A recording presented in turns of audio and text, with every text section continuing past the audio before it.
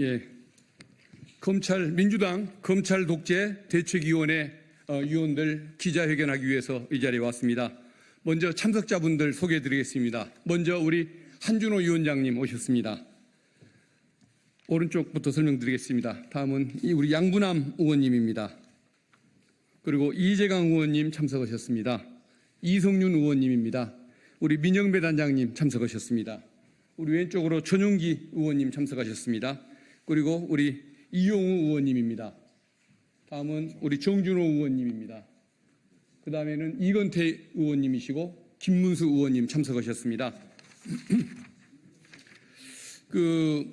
위례지구 대장동 사건 재판 과정에서 검사가 참고인 진술조서를 조작했다는 이런 의혹이 제기가 됐습니다. 검사가 불러주는 대로 진술을 했다는 그 취지의 그런 증언이 나왔기 때문에 그 실상을 여러분들께 알려드리고자 이 기자회견 자리를 마련한 것입니다.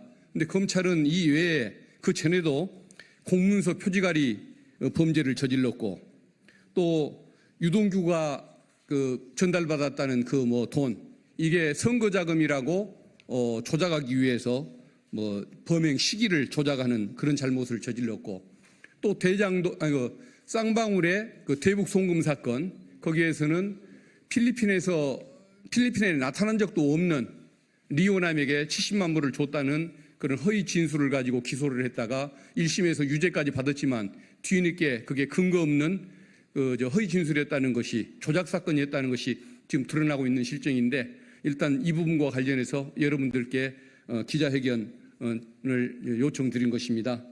차례대로 낭독을 하도록 하겠습니다. 이재강 의원님. 예.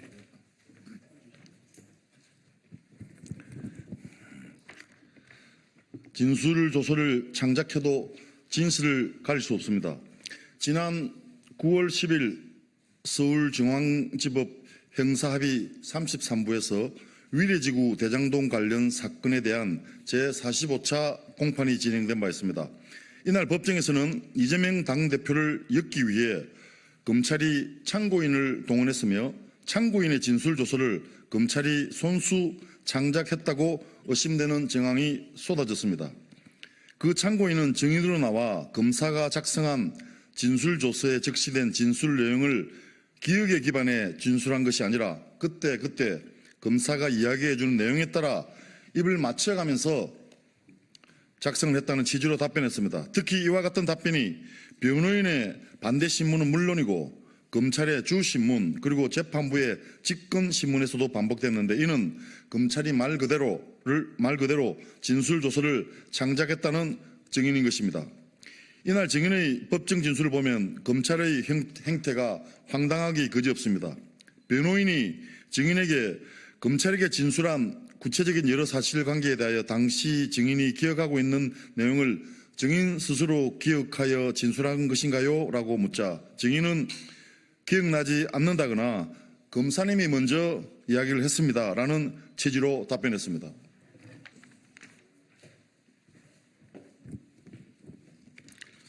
또한 변호인이 유동규에게 돈을 준 것에 대해 전혀 모른다고 증언을 했는데 검찰 조서에는 왜 다르게 기재되어 있나요? 라고 묻자 증인은 저도 모르겠다고 했는데 검사님이 유동규와 같이 있다고 한 거 봐서는 유동규에게 돈을 주려고 했던 정황 아니냐 하니까 그럴 수도 있다고 답변을 한 것입니다. 라고 답변했습니다. 이는 검찰이 원하는 답을 끌어내기 위해 당시 참고인의 진술을 유도한 것입니다. 이것이 끝이 아닙니다. 법정에서 검사가 남욱, 정영학이 정 실장, 김 의원에 대해 정진상과 김용이라고 지칭한 것이 맞느냐라는 취지의 질문을 하자 증인은 저는 솔직히 그런 분들인지 몰랐고 지금도 몰랐는데 조사를 받을 때 검사님과 이야기를 할 때 왔다고 하시니까 왔다고 한 것입니다. 라고 답변을 했습니다. 이는 검찰의 신문조서에서조차 증인이 진술조서와 정면으로 배치되는 증언을 한 것입니다.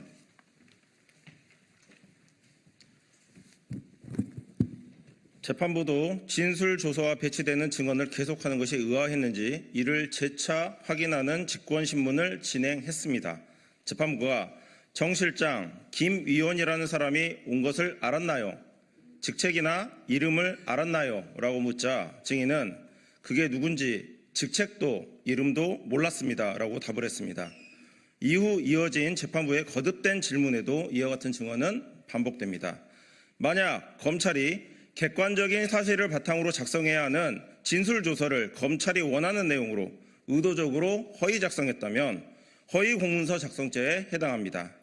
앞서 지난 5월 민주당 정치검찰 사건 조작 특별대책단 기자회견에서 검찰이 얼토당토하는 선거자금 명목이란 돈을 만들어 보고자 증거 사실을 왜곡하고 시기를 멋대로 짜 맞췄다는 문제점을 지적한 바 있습니다. 대장동 일당이 주고받은 돈을 이재명 대표의 선거자금으로 둔갑시키기 위해 금품수수 일시를 조작했던 사례입니다. 그 외에도 쌍방울 대북송금 사건에서 김성태 전 회장을 회유 협박하여 필리핀에 나타난 적도 없는 리오남에게 70만 불을 건넸다는 진술을 하게 하는 등 많은 조작 행위를 범했습니다. 정치검찰은 오직 이재명 대표 죽이기에만 혈안이 되어 진술 조작, 사건 조작을 서슴지 않고 있습니다. 검찰독재대책위원회는 정치검찰에게 분명하고 엄중하게 경고합니다.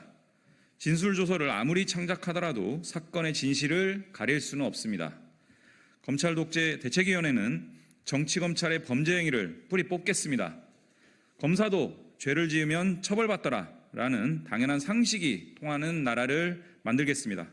2024년 9월 26일 더불어민주당 검찰독재대책위원회 일동 이상입니다.